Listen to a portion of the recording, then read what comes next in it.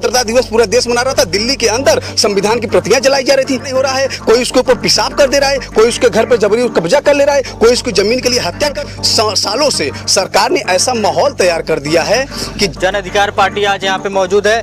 क्या समस्या है, इनको क्या मांगे लेकर चल रहे हैं, इनसे बात करते हैं। और जिला मुख्यालय पे आने का इनका क्या उद्देश्य था, इस पे भी बात करते हैं। क्या समस्या था आज? देखिए, समस्या का मतलब है कि देश की दुर्दशा जो है वो बहुत गंभीर हो गई है। और हम प्रत्येक लॉकडाउन के समय से जब 3 कृषि कानून के तहत काला सरकार ने एक जो काले कानून बनाए थे, उस समय से हम तकरीबन आज 3 साल से ज्ञापन देते चले आ रहे हैं। हमारा नाम पवन मौर्य है, जिला महासचिव जन अधिकार पार्टी भदोही से।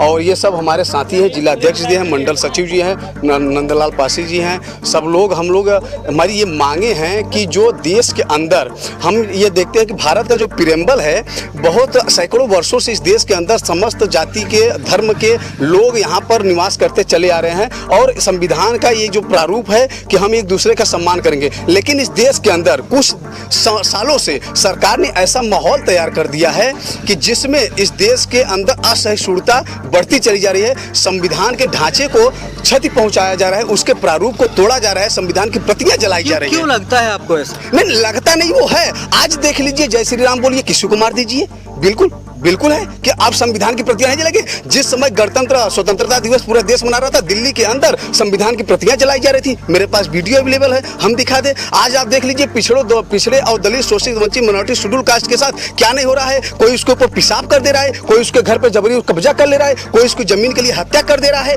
ये बिल्कुल है। संविधान है कहाँ? संविधान की प्रतियां नहीं मानी जा रही है। सरकार है, हमारे प्राइम मिनिस्टर जी हैं, और 15 अगस्त के देख लीजिए, उनका जो PRO है, उनके जो वो लाल किले से बोल देते हैं संविधान को बदलने की प्रारूप बता देते हैं। तो संविधान मान कहाँ रहा है? लग नहीं रहा। ये हकीकत है, इसमें लगने वाली कोई बात ही नहीं है।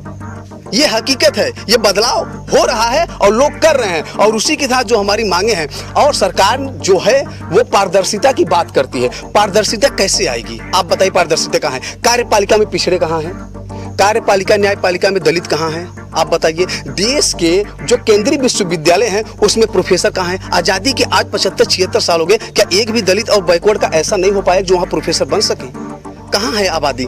तो हम चाहते हैं कि देश के अंदर सबसे पहले जातिगत जनगणना कराइए, क्योंकि जाति जनगणना हमारा अधिकार है और जाति जनगणना हमारे अधिकार को व्यक्त करती है। इसलिए जन अधिकार पार्टी ये मांग करती है कि प्रदेश और देश के अंदर जाति जनगणना कराई जाए, और जाति जनगणना के अनुसार जिसकी जितनी संख्या भरी उसकी उतनी हिस्सेदारी देने का सरकार कार्य करे। फिर ये दावा करे कि हम पारदर्शिता की सरकार चलाते हैं। ये दोहरीकरण नहीं चलेगा। क्या चाहते हैं आप? हम ये चाहते हैं कि देश के अंदर जाति जनगणना कराई जाए, और 1 नेशन 1 इलेक्शन जो सरकार करती है, हम उसका विरोध करते हैं।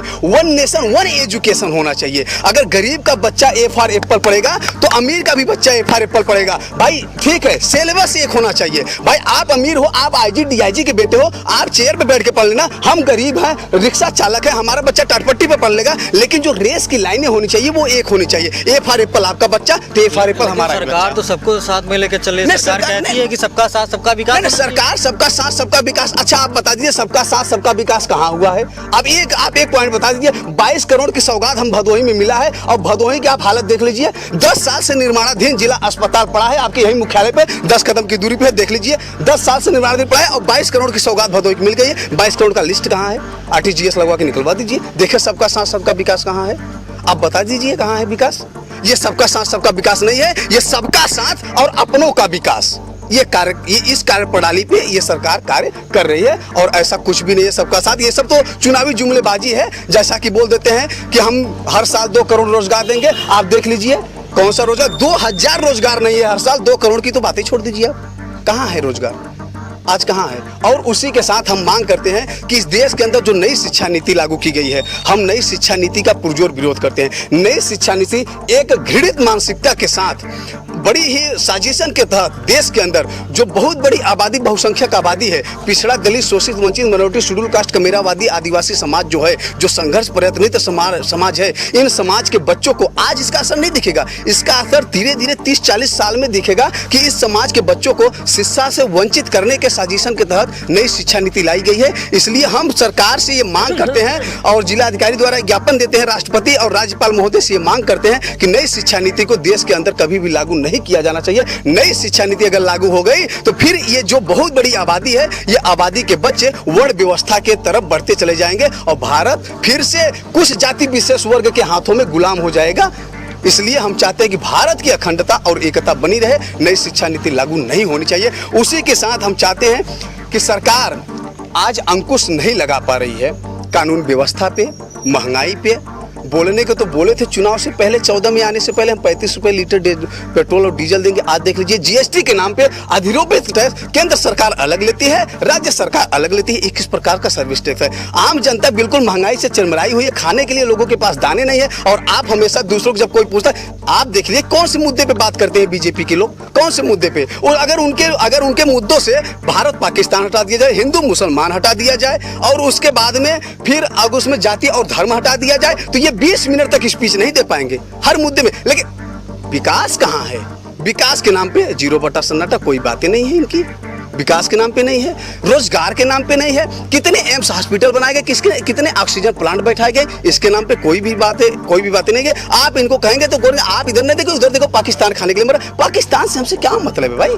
उसका हम अपने देश के युवाओं को देखो, आपके देश के युवा कहाँ जा रहे हैं? हत्याएं होती जा रही है, बलात्कार, बहन बेटियों की सुरक्षा कहाँ है? आज देख लीजिए कितने बड़े पैमाने पे देश के अंदर बहन बेटियों के बलात्कार हो रहे हैं। कानून व्यवस्था कहाँ है? अभी मैं आपको ताजा घटना बताऊं, 7-8 तारीख को आप देखिए कौशाम्बी में एक पासी दलित परिवार के 3 लोगों की हत्या कर दिया गया जाति विशेष वर्ग के लोगों के तहत। किस लिए? उनकी जमीन हड़पने के लिए। आजमगढ़ में चले जाइए, एक शीला देवी मौर्य जी थी, उनके परिवार वालों मतलब उनके जमीन हड़पने के लिए मार्केट से निकले थे, 20 बार उनको काटा गया और रास्ते में उनकी हत्या कर दी गई। कानून व्यवस्था तो बिल्कुल तिरमिराई हुई है। कहाँ है? बाबा का बुलडोजर कब चलेगा उनके ऊपर? कहते हैं उत्तर प्रदेश में बाबा का हंटर चल रहा है बुलडोजर के रूप में। बुलडोजर ऐसे लोगों के ऊपर कब चलेगा?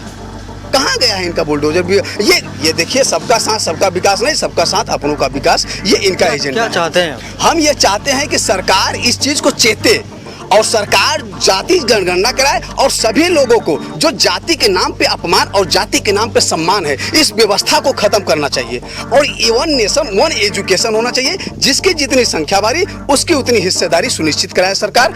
और सबको शिक्षा एक समान दे, गरीब हो या हो धनवान। सिलेबस एक होना चाहिए। ये जो CBSE board, SSC board, international board, ये कहते हैं कि हम बहुत कट्टर हिंदू हैं और अपने बच्चों को पढ़ाएंगे विदेश, अपने बच्चों को पढ़ाएंगे मिशनरी स्कूल में, सेंट थॉमस स्कूल में, और कहते हैं कि भाई देश से इन लोगों को हटाना चाहिए, देश पूरा एक तरफ से हिंदू राष्ट्र होना चाहिए। धर्म को तो बढ़ावा दे रहे हैं, राम मंदिर बनाया उधर काशी अच्छा, के नमूने ठीक है नहीं, अच्छा, राम मंदिर बनाने से आप या विकास बनाने से उससे हमको रोजगार मिल जाएगा, हमारा पेट भर जाएगा?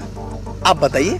आप ही लोग का मांग था राम मंदिर बनाया। देखिए हमारा मांग जो है, हमारा मांग संविधान के तहत है। हम संविधान के साथ चलने वाले, संविधान को बचाने वाले, संविधान के प्रेम्बल के साथ खड़े हैं। हम संविधान की बात करते हैं, संविधान की विचारधारा पे बात करते हैं, बुद्ध की आइडियोलॉजी की मानते हैं, अंबेडकर की विचारधारा को मानते हैं, हम संविधान को मानते हैं। और संविधान ये कहता है कि सबको एक साथ लेकर के चलो। एक धर्म को बढ़ाने से और दूसरे धर्म को बुराई करने से धर्म कोई महान नहीं होता। आप बिल्कुल मंदिर मस्जिद बनवाइए, वो हमारा एजेंडा नहीं है। मंदिर मस्जिद की लड़ाई में हम नहीं घुसना चाहते धर्म, लेकिन इंसानियत कहाँ है? मानवता कहाँ है? भारत की विकास कहाँ है? आप बताइए। मंदिर बना करके आप क्या करेंगे? क्या करेंगे? किसान आज बड़े पैमाने में आत्महत्या करने पे तुले हुए हैं। आप देखे थे यही सरकार जहां अन्नदाता एक तरफ से मतलब कि झूठी राष्ट्रवादी बनती है और वहीं जो किसान इस देश के राष्ट्रवादी बेचारे कर्ज लेकर के, अगर किसान बीज ना बोए, फसल ना पैदा करे तो सोचिए लोग खाएंगे क्या? मशीन से पैदा होगा क्या? किसी मंदिर और मठ से अनाज आएगा क्या? वो किसान अपने खून पसीने से मेहनत करके पैदा करता है और उसी किसानों के ऊपर जब कर्ज हो जाता है, किसान मजबूरन आत्महत्या करने के लिए बेबस हो जाता है, सरकार उसको माफ नहीं करती। और यहाँ पर नीरव मोदी, विजय माल्या जैसे और अन्य कितने भगोड़े हैं जो अरबों करोड़ों रुपए लेकर के भागे हैं, उनके विकास के और उनको पकड़ने के नाम पे सरकार बिल्कुल चुप्पी साधी हुई है। उनका पैसा हम गरीब लोग टैक्स के रूप में दे रहे हैं। आप देख लीजिए, बस नाम बदलने में सरकार बिल्कुल एकदम माहिर है। कोई भी नाम बदलो, वो मतलब क्या कहते हैं, निर्माण दूसरे का लोगो लगाओ, भाई अपना पीठ खुश ठोको। आप देख लीजिए, पार्क बनाया गया, वो स्टेडियम बनाया गया ना, स्टेडियम किसके नाम पे था और उसमें सीट बढ़वा करके किसके नाम पे करा दिया गया? समझ लीजिए आप। यहाँ आने का आपका मुख्य उद्देश्य क्या था? देखिए, हमारा मुख्य उद्देश्य ये था कि सरकार इस बात को समझे कि देश की जनता बिल्कुल हताश हो चुकी है, अब उसका शोषण बंद करे, माफ कर दे। फूल खिलाना जनता का सबसे बड़ा भूल था और जनता चाहती है अब हमको फूल नहीं चाहिए।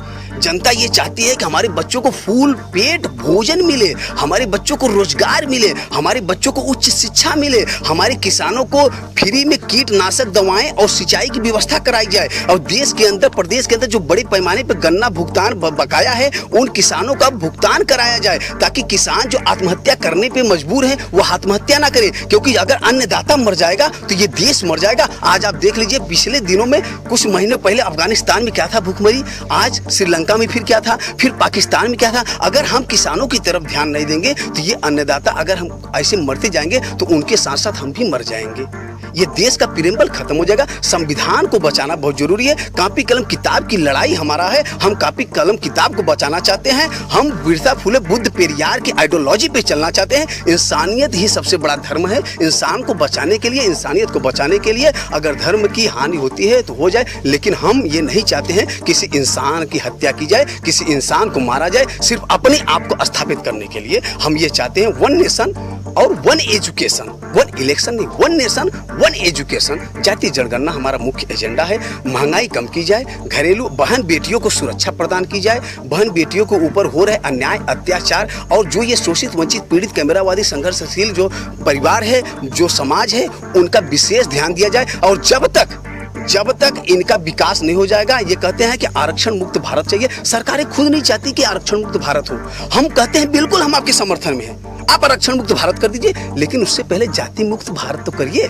जब तक जाति के नाम पे हमें नौकरियां मिलेगी, हमारे फॉर्म में जब तक कास्ट सर्टिफिकेट लगेगा, तब तक हम आरक्षण लेंगे और लेते रहेंगे। कोई इसे रोक नहीं सकता, क्योंकि जाति से ही आरक्षण है। अगर आप ये चाहते हैं कि पिछड़े दलित बराबरी पे आ जाए, तो आप जाति खत्म कर दीजिए, आरक्षण हमें नहीं चाहिए, लेकिन हमें बराबरी का हिस्सा तो दीजिए। अगर जाति रहे आरक्षण रहे, ये कभी नहीं हो सकता है। ये भारत का प्रेमबल, ये संविधान इस बात को कभी मानने नहीं देता, और हम लोग उसको बचाने के लिए जी जान से लगे। एड़ी से चोटी, सड़क से लेकर संसद तक का सफर तय करना पड़ेगा। बिल्कुल करेंगे सर, लेकिन संविधान को बचाने के लिए हम सब पूरे जोर से लगे रहेंगे। चलिए दोस्तों, हमने दिखाया जन अधिकार पार्टी की क्या मांगे हैं और यहाँ पे आके क्या इनका मुख्य उद्देश्य था, इन्होंने क्या आगे करने वाले हैं। अभी के लिए बस इतना।